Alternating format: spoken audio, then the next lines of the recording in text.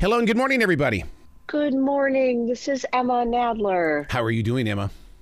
I am doing well. Thank you for having me here. Absolutely. You've hit that moment. I mean, when you're sitting there putting the paragraphs together, creating thoughts that are going to put pictures inside our imaginations, this is that moment where you get to say, all right, I now relinquish this story to these people and they need to know my side of the journey. Exactly. And this has been a really fun part of the process. I'm enjoying spreading the word about this book, hearing from people about how it's moving them, laughing, crying, the whole thing. This has been a really cool part of the process. Well, the unlikely village of Eden, it's planted a lot of thoughts inside my own path. And the reason why is because adapting to reality when dreams don't materialize. I did a thing on iHeartRadio yesterday that was based on when things don't go as planned. And I know darn good and well that the inspiration from this book was a part of that conversation. Great.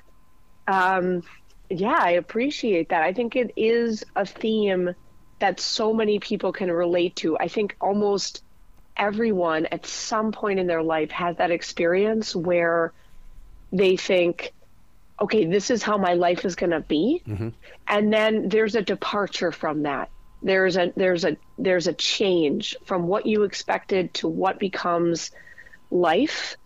And I think that's a near universal truth. And isn't it odd that we change so often? Most people say I don't like change. My wife and I are going through what's called the Swedish death cleaning. And when we throw things away, I'm going, you mean to tell me I once had this? Oh, my God. Why did I even take that walk? I love a good house cleaning. I actually really support you on this. And to the point where my husband is like, anytime we're missing something, he's like, did you give that away? Yeah. Because I love to do that organizing and cleansing and get it out. But sometimes you can overdo that too. So be careful. Like, don't throw away heirlooms, for example. Yeah. Like, you gotta pace yourself is what I would recommend. Absolutely. Now, to put this story together, to put this book out here for us, what was the journey like? Because I'm always interested in where the seed was first planted. Like my last book came to me while I was walking through a mall, and it's like, why a mall? And so where did it start for you? That is cool to hear that origin story. That's the first time I've heard that from someone, by the way. Like, who knew malls were inspiration, but anything can be inspiration. Mm-hmm. And I wrote this book, The Unlikely Village of Eden, because when I got my daughter's diagnosis, and my daughter was diagnosed with a rare genetic deletion that impacted all of her functioning. She unfortunately lives on a feeding tube. Mm-hmm. She has developmental delays and severe autism. And so when I got her diagnosis and when we got it, we had no idea how it would play out because her genetic difference is so rare that there wasn't a roadmap for her.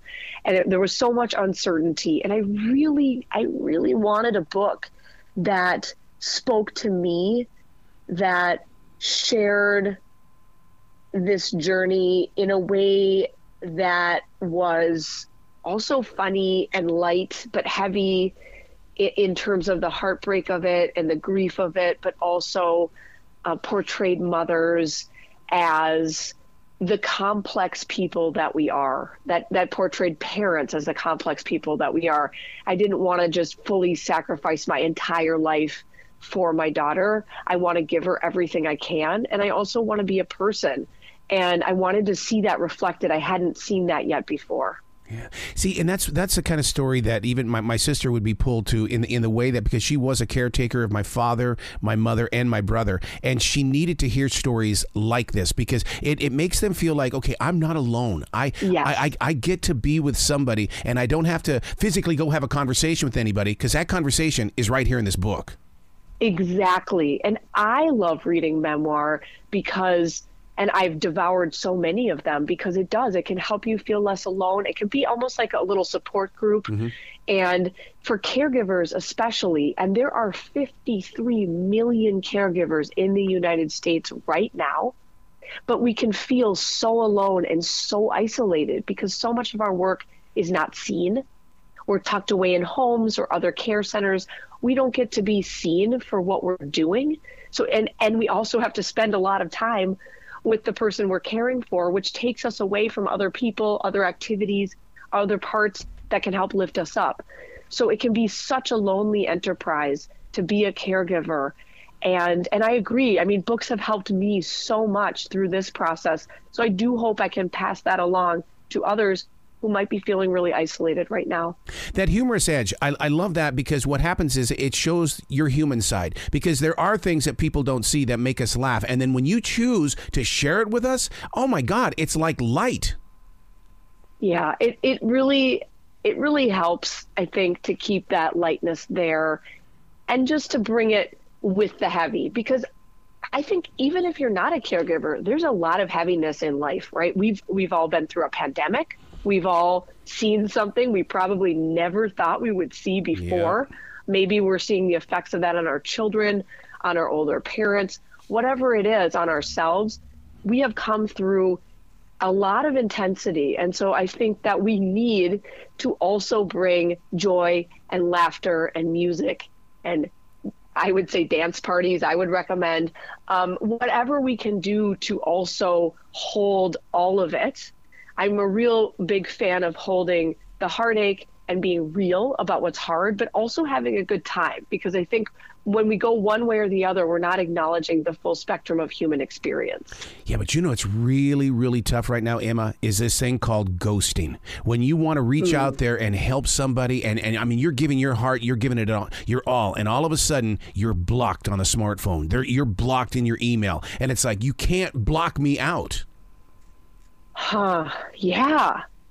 I mean, I think ghosting is a very difficult thing to contend with, because in a way it is a form of loss without closure. And that's part of, and Dr. Pauline Boss, who's a researcher and educator who worked with the University of Minnesota, coined this term ambiguous loss. It's a loss without closure or some form of clarity.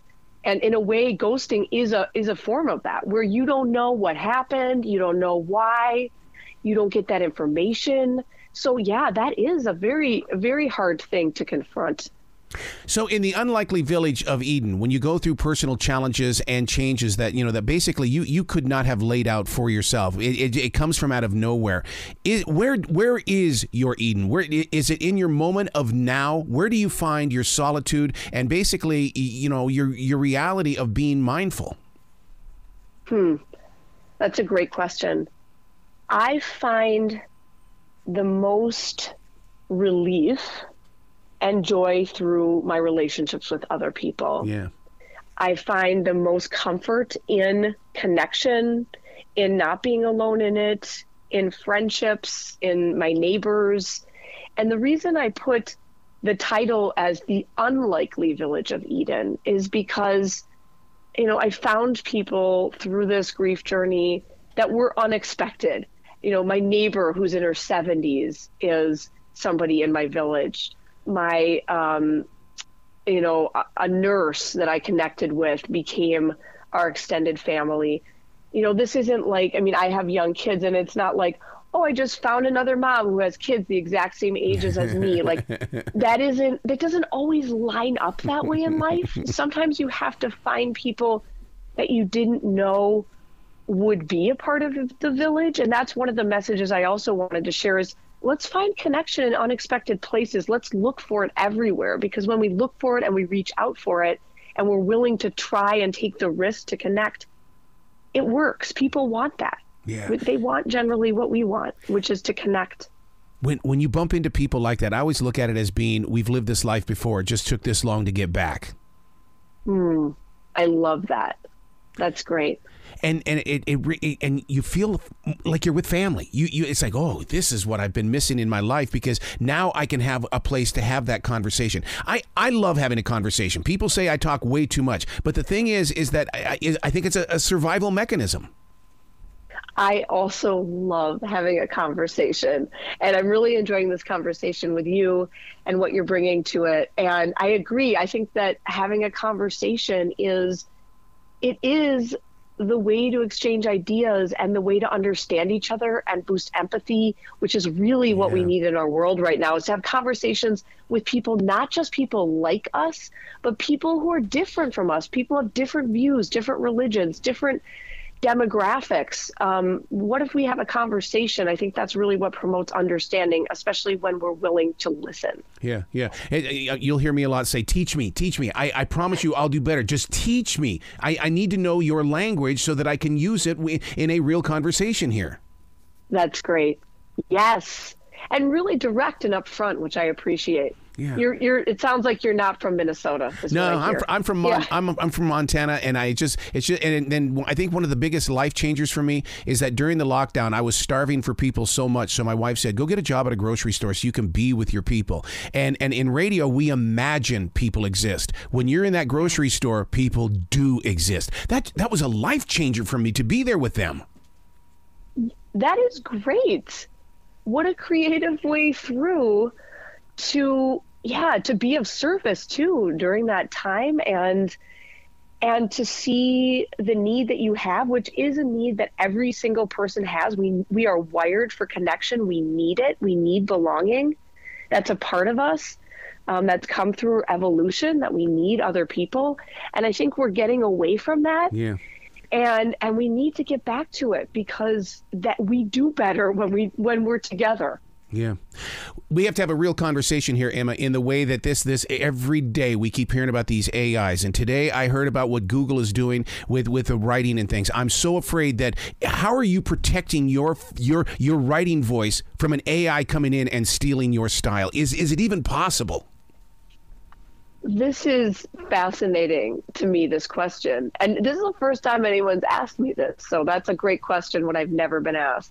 I don't know. All I can say is I just write what I write. I am who I am. And I think that we all as people have something unique that robots or AI or technology cannot replace. Yeah.